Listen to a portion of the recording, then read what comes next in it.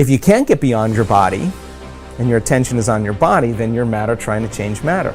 If you're thinking about your cell phone and your partner or your kids, or none of these are bad, but if you can't get beyond them, they own you. If you're thinking about how much time it's going to take or how much time the meditation is going, you haven't dissociated from the very world of three-dimensional reality to create something differently with. So that process of overcoming ourselves, that process of overcoming is the process of becoming. As an example, people stand on the stage, and they tell their testimonials, their stories at our events, whether it's stage 4 cancer, blindness, deafness, MS, lupus. We've seen just about everything. Parkinson's. So many people say, I really believe that this information, or that you could actually create a better life for yourself, or you could heal yourself. I always believed that it was true, and I saw the testimonials of other people, I've read the information, I saw the scientific research. I just never believed it could happen to me, or that I could do it. Now this is a big moment. This is the moment you come out of the bleachers and you get on a playing field, because in order for that person to prove that their mind can affect their body, they would have to show up every day and do the work. If they don't show up, then they don't believe it's possible. If they do show up every day, they do believe it's possible. And you keep showing up every day after a period of time, you start feeling worthy to receive it. And the universe only gives us what we think we're worthy of receiving. So it's the overcoming process that is the becoming process. People who are sick in this work, I can guarantee you with stage 4 cancer that has metastasized to every organ, every tissue, every bone in their body, and they've gotten the diagnosis and the prognosis, I'm sure there were days where they felt fear. And they had to make one of two choices, to either do the work or surrender to fear. And they showed up that day, and they overcame their fear a little bit more and surrendered to love. That's a victory. There were days where I'm certain they didn't feel good. They didn't feel physically good, and I know that it was probably hard for them to think greater than how they felt. They couldn't do that if they were still their body. They would have to get beyond their body in order to change, and they showed up that day and they overcame their body a little bit more. And I'm sure there were days where they had self-doubt. In fact, many of them, their disease got worse before it got better, and they could have easily listened to their family and to the voice in their head that said it's not working. But they showed up anyway, and they did the work, and they overcame their doubt that day. And I know there were days where they thought they didn't have enough time because they had children and work and all kinds of obligations, but they made time. And it was the overcoming that actually created the becoming. And so they weren't visualizing anything. They weren't affirming anything. They were changing. Now, many of them would have a great meditation, get up feeling wonderful, feeling like connected to the emotions of their future, and their sleeping patterns got better, had more energy, their pain diminished, but their blood values and their scans were still the same. They didn't say, oh, well, I kind of got a little bit better, but this doesn't work. That would be the old self, returning back to the old personality.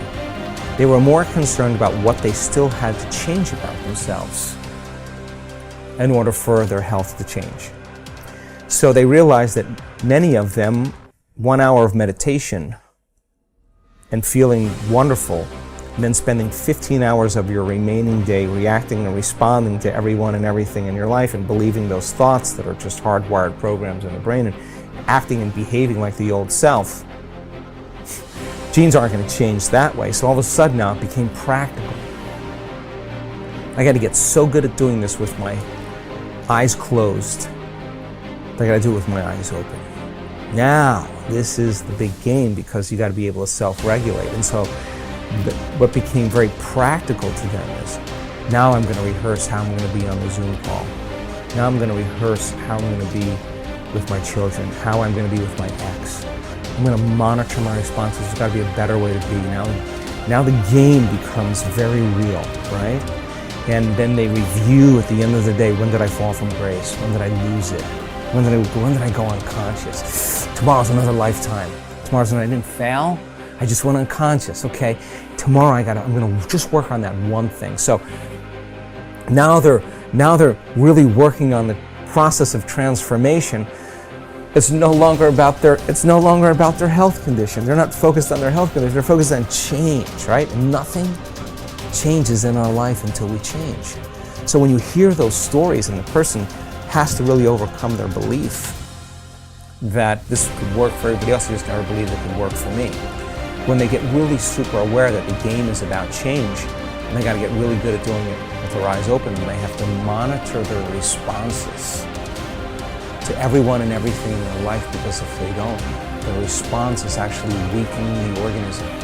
They got to catch their thoughts, because that thought that they let slip by could actually knock their brain and body out of homeostasis and turn on the stress response. So now the game changes now, and it takes an enormous amount of energy, and it takes an enormous amount of awareness. And it's not easy, and if it was easy, everybody would be doing it. But you ask that person who stands on the stage, that's the 4-minute mile, about their disease. They'll tell you two things. My disease was my greatest teacher. They'll tell you that. And you'll ask them, where's the disease now? Where is it? They'll say, it's in the old person. I'm somebody else. They didn't visualize anything. They didn't affirm anything.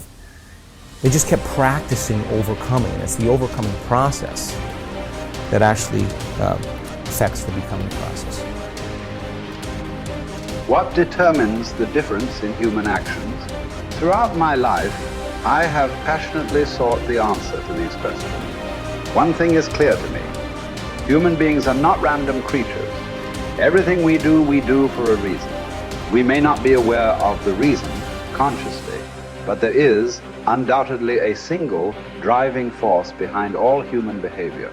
This force impacts every facet of our lives, from our relationships and finances to our bodies and brains. What is this force that is controlling you even now and will continue to do so for the rest of your life? Pain and pleasure. Everything you and I do, we do either out of our need to avoid pain or our desire to gain pleasure. So often, I hear people talk about changes they want to make in their lives, but they can't get themselves to follow through. They feel frustrated, overwhelmed, even angry with themselves because they know they need to take action, but they can't get themselves to do it. There is one elementary reason. They keep trying to change their behavior, which is the effect instead of dealing with the cause behind it. Understanding and utilizing the forces of pain and pleasure will allow you once and for all to create the lasting changes and improvements you desire for yourself and those you care about. Failure to understand this force dooms you to a future of living in reaction like an animal or a machine. Perhaps this sounds like a complete oversimplification, but think about it. Why don't you do some of the things you know you should do? After all, what is procrastination? It's when you know you should do something, but you still don't do it. Why not? The answer is simple. At some level, you believe that taking action in this moment would be more painful than just putting it off. Yet, have you ever had the experience of putting something off for so long that suddenly you felt pressure to just do it, to get it done? What happened? You changed what you linked pain and pleasure to. Suddenly not taking action became more painful than putting it off. A man who suffers before is necessary, suffers more than is necessary. What keeps you from approaching that man or woman of your dreams? What keeps you from starting that new business you've been planning for years? Why do you keep putting off that diet? Why do you avoid completing your thesis? Why haven't you taken control of your financial investment portfolio? What prevents you from doing whatever it takes to make your life exactly as you've imagined it? Even though you know that all these actions would benefit you, that they could definitely bring pleasure to your life, you fail to act simply because in that moment you associate more pain to doing what's necessary than missing the opportunity. After all, what if you approached that person and they rejected you? What if you tried to start that new business but failed and lost the security you have in your present job? What if you started a diet and went through the pain of starving yourself, only to gain the weight back eventually anyway? What if you made an investment and lost your money? So why even try? For most people, the fear of loss is much greater than the desire for gain, which would drive you more. Keeping someone from stealing the $100,000 you've earned over the last 5 years, or the potential of earning $100,000 in the next 5. The fact is that most people would work much harder to hang on to what they have than they would to take the risks necessary to get what they really want from their lives. The secret of success is learning how to use pain and pleasure instead of having pain and pleasure use you. If you do that, you're in control of your life. If you don't, life controls you. If we link massive pain to any behavior or emotional pattern, we will avoid indulging in it at all costs. We can use this understanding to harness the force of pain and pleasure to change virtually anything in our lives, from a pattern of procrastinating to drug use. How do we do this? Let's say, for example, you want to keep your children off drugs. The time to reach them is before they experiment and before someone else teaches them the false association that drugs equal pleasure. My wife and I decided that the most powerful way to make sure our kids would never use drugs was to cause them to link massive pain to drugs. We knew that unless we taught them what drugs were really about, someone else might convince them that drugs were a useful way of escaping pain. If we fail to direct our own associations to pain and pleasure, we're living no better than animals or machines, continually reacting to our environment, allowing whatever comes up next to determine the direction and quality of our lives. Our behavior, both conscious and unconscious, has been rigged by pain and pleasure from so many sources. Childhood peers, moms and dads, teachers, coaches, movie and television heroes, and the list goes on. You may or may not know precisely when programming and conditioning occurred. It might have been something someone said, an incident at school, an award-winning sports event, an embarrassing moment, straight as on your report card, or maybe failing grades. All of these contributed to who you are today. I cannot emphasize strongly enough that what you link pain and pleasure to will shape your destiny. As you review your own life, can you recall experiences that formed your neuro-associations and thus set in motion the chain of causes and effects that brought you to where you are today? What meaning do you attach to things?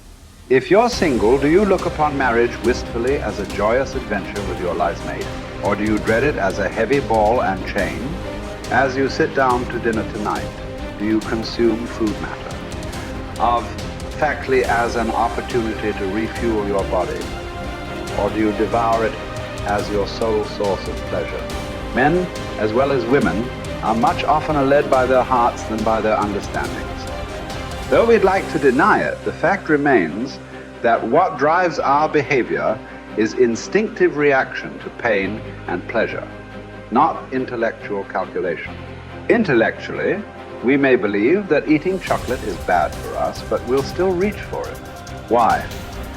Because we're not driven so much by what we intellectually know, but rather by what we've learned to link pain and pleasure to in our nervous system. It's our neuro-associations, the associations we've established in our nervous systems that determine what we'll do. Although we'd like to believe it's our intellect that really drives us, in most cases, our emotions. The sensations that we link to our thoughts are what truly drive us. Many times we try to override the system. For a while we stick to a diet. We finally pushed ourselves over the edge because we have so much pain. We will have solved the problem for the moment. But if we haven't eliminated the cause of the problem, it will resurface. Ultimately, in order for a change to last, we must link pain to our old behavior and pleasure to our new behavior and condition it until it's consistent. Remember, we will all do more to avoid pain than we will to gain pleasure. Going on a diet and overriding our pain in the short term by pure willpower never lasts simply because we still link pain to giving up fattening foods.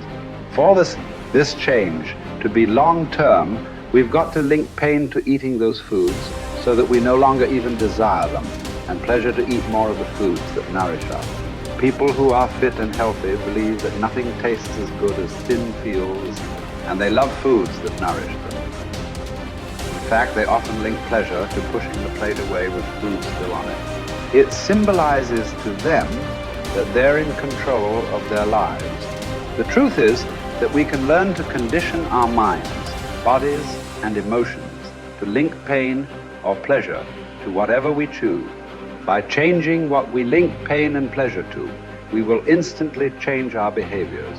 With smoking, for example, all you must do is link enough pain to smoking and enough pleasure to quitting.